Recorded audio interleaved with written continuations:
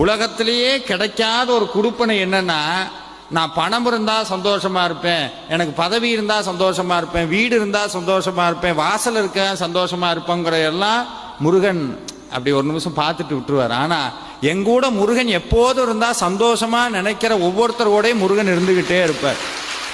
அதனால தான் இன்னைக்கு உங்கள் கூட எல்லாம் முருகன் இருக்கணும்னு நீங்கள் வேணா எழுதி வேணா வச்சுக்கலாம். யாராவது பிரசன்னம் பார்க்குறீங்கன்னா பாருங்க, ஒரு உண்மை புரியும். கிட்டத்தட்ட 6 படை வீட்டை காலி பண்ணிட்டு முருகன் எப்போவோ இங்கே வந்துட்டார், காலையிலே வந்துட்டார். 6 படை முருகனும் இங்கே தான் இருக்கிறார்.